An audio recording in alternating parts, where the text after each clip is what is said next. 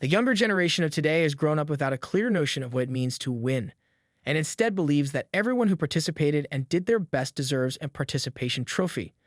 In today's world, this is the factor that is to blame for the demise of people's drive and determination. In this world, there are those who succeed and those who fail. It is inevitable that some people will prevail while others will be defeated. These days, people spend far too much time worrying about the feelings of children.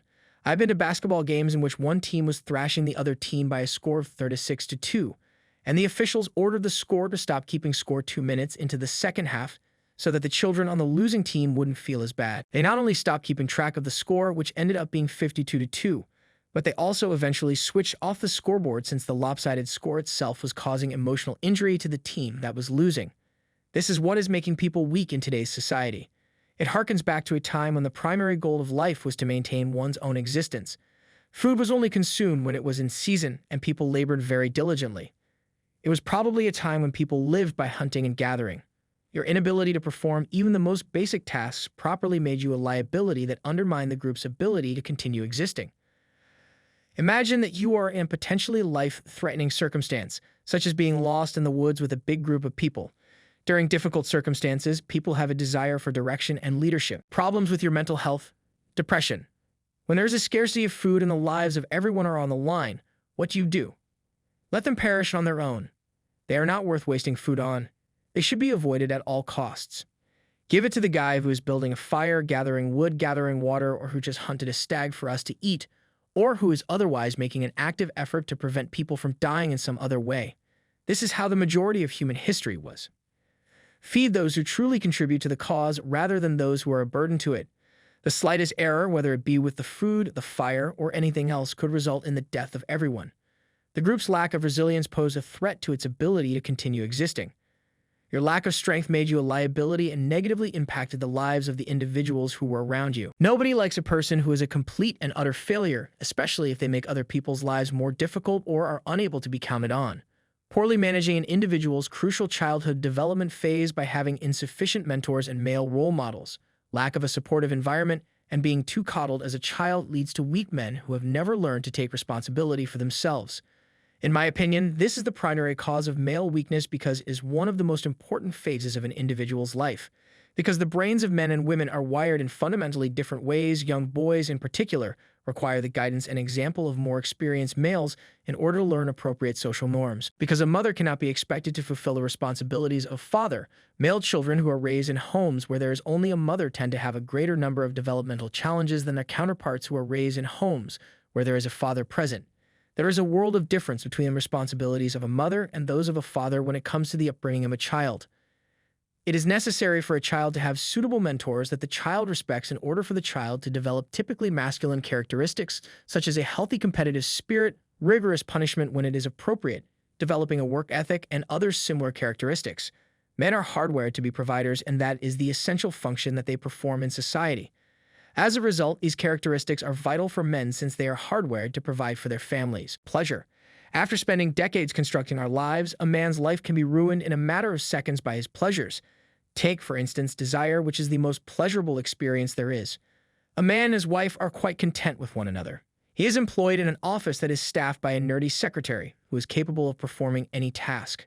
His secretary appears out of nowhere, sporting a brand new look and demonstrating a fresh sense of style. Styled hair. Isolated, wearing a constricting tiny skirt, there were only the two of them. After spending a number of days in her company, he rubs up against her inadvertently, leading to the commission of adultery between the two of them. The news gets back to his wife, and she decides to divorce him. She will assume ownership of the home. His children eventually developed a deep-seated hatred for him.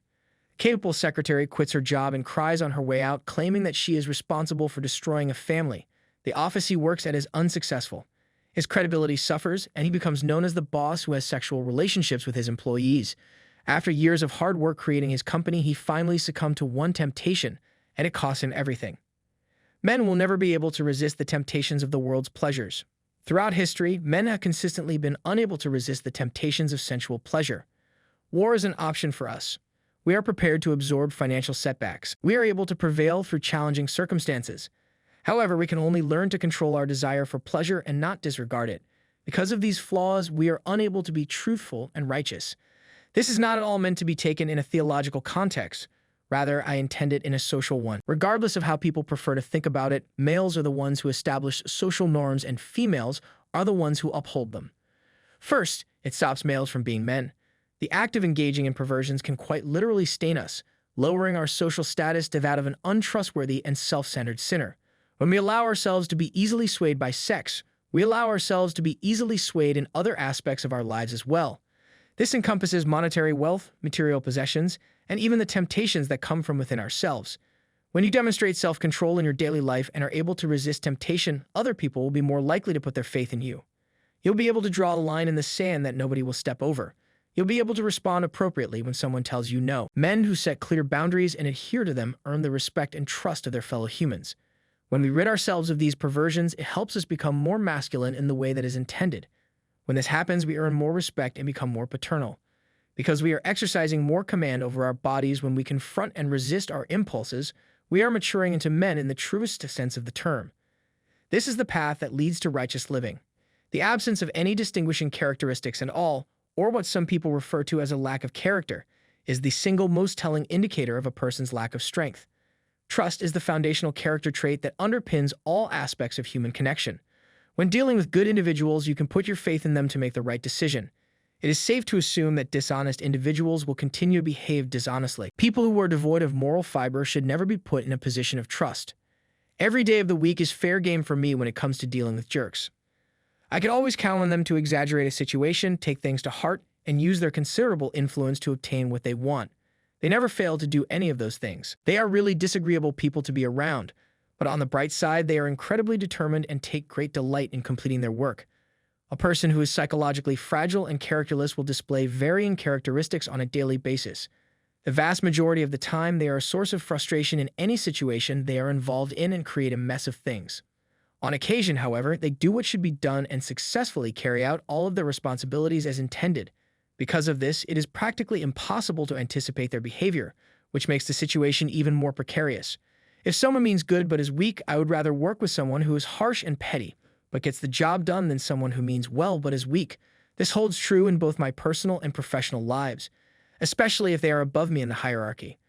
Compassion does not imply a lack of strength. A person is considered weak when they are unable to stick to their principles when circumstances get difficult. In addition to this, I'd like to point out that the classifications of good, evil, and weak people that we're discussing are not completely accurate. They are a spectrum, and individuals who reside anywhere on it have the capacity to continually seek out new ways to develop themselves. This is the method by which you can triumph over your weakness in this way. Assert it. You have discovered a weakness. Nonetheless, there is still one more difficult obstacle. You are obligated to present and defend your findings. It makes no difference what you find if you decide to disregard it, which would mean that you are not acknowledging that weakness in a serious manner. There are signs to look out for that will let you know that you are not asserting what you think to be an inference argument, such as saying anything along the lines of "it doesn't really matter. Everybody does it." No wonder, it's because they're free of that destructive pattern of thought. When you've gone this far, you should have a pretty good idea of what to do next.